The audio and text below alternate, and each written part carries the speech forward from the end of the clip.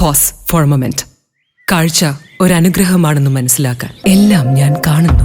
Imagine കാഴ്ചകൾ മങ്ങുന്ന ആ ദിവസം. എന്റെ കണ്ണുകളെ ബാധിച്ച ഗ്ലോക്കോമ.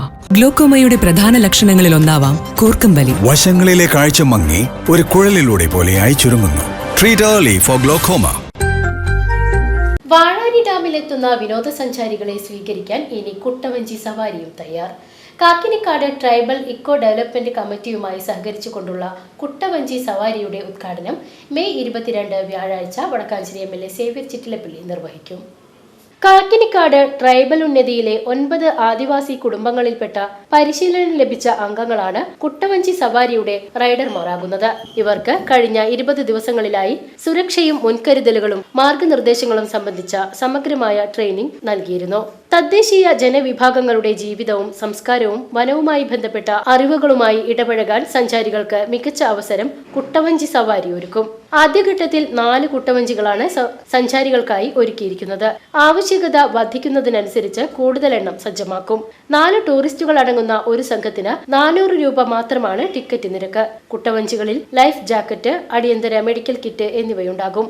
യാത്ര ചെയ്യുന്ന ടൂറിസ്റ്റുകൾക്കും ഡ്രൈവർമാർക്കും ഇൻഷുറൻസ് പരിരക്ഷയും ഏർപ്പെടുത്തും.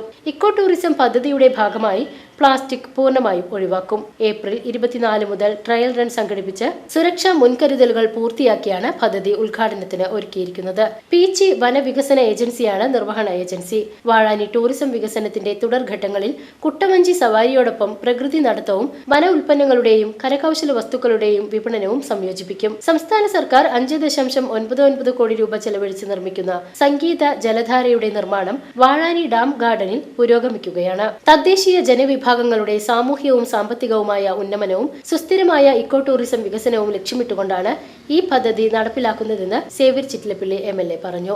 നിർമ്മാണം പുരോഗമിക്കുന്ന പീച്ചി വാഴാനി ടൂറിസം കോറിഡോർ യാഥാർത്ഥ്യമാകുന്നതോടെ വാഴാനി ടൂറിസം 10 മടങ്ങ് സജീവമാകും. വടക്കാഞ്ചേരി നിയോജക മണ്ഡലത്തിൽ ടൂറിസം രംഗത്ത് 15 കോടി രൂപയിലധികം വരുന്ന വികസന പ്രവർത്തനങ്ങളാണ് നടന്നുവരുന്നതെന്നും സേവ്യർ ചിറ്റിലപ്പള്ളി MLA വ്യക്തമാക്കി.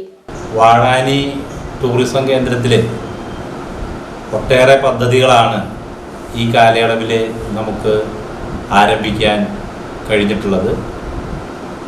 അതിൽ മ്യൂസിക്കൽ ഫൗണ്ടൻ വളരെ പ്രധാനപ്പെട്ട ഒരു പദ്ധതിയാണ്. 6 കോടി രൂപ ചെലവിൽ നിർമ്മിക്കുന്ന മ്യൂസിക്കൽ ഫൗണ്ടൻ്റെ നിർമ്മാണ പ്രവർത്തനങ്ങൾ വാഴാനി ഡാമിൽ പുരോഗമിക്കുകയാണ്. ഇപ്പോൾ എക്കോ ടൂറിസത്തിൻ്റെ ഭാഗമായി പ്രത്യേകിച്ച് ട്രൈബൽ എക്കോ ടൂറിസം പദ്ധതിയിൽ ഉൾപ്പെടുത്തിക്കൊണ്ട് വനം വകുപ്പുമായി സഹകരിച്ച് വാഴാനി ഡാമിൽ കൊട്ടവഞ്ചി സവാരി ആരംഭിക്കാൻ പോവുകയാണ്. ഈ 22-ാം തീയതി രാവിലെയാണ് അതിൻ്റെ ഉദ്ഘാടനം തീരുമാനിച്ചിട്ടുള്ളത്. കഴിഞ്ഞ 20 ദിവസമായി വാഴാനിയിലെ തദ്ദേശീയരായ ജനവിഭാഗത്തിൽ നിന്നും തിരഞ്ഞെടുക്കപ്പെട്ടവർക്ക് കൊട്ടവഞ്ചി റെയ്ഡ് നടത്തുന്നതിന് പരിശീലനം നൽകിയിരുന്നു.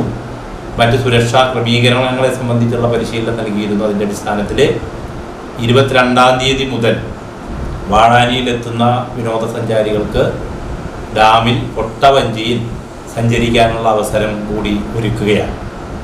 പ്രത്യേകിച്ച് എക്കോ ടൂറിസം പദ്ധതിയുടെ ഭാഗമായി നിരവധി പദ്ധതികൾ വനംവകുപ്പുമായി ചേർന്ന് വാഴാനിയിൽ ആലോചിച്ചിട്ടുണ്ട്. അതിൻ്റെ ആദ്യഘട്ടം എന്ന നിലയ്ക്കാണ് കൊട്ടവഞ്ചി സവാരി ആരംഭിക്കുന്നത്. വാഴാനിയിൽ നേരത്തെ കുട്ടികളുടെ പാർക്ക് നവീകരിച്ചിരുന്നു, തൂക്കുപാലം നവീകരിച്ചിരുന്നു. അതോടൊപ്പം തന്നെ വാഴാനിയിലെ ലൈബ്രറി കം കൾച്ചറൽ സെൻറ്റർ നേരത്തെ AC മൊയ്തീൻ MLA കാലത്ത് ആരംഭിച്ചതാണ്. അത് തുറന്ന് പ്രവർത്തിക്കാൻ ആവശ്യമായ നടപടികൾ ആയി.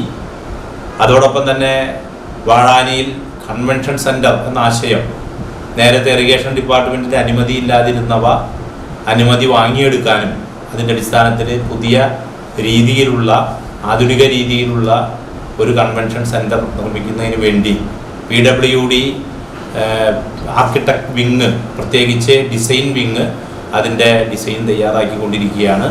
VCV news Vazhani.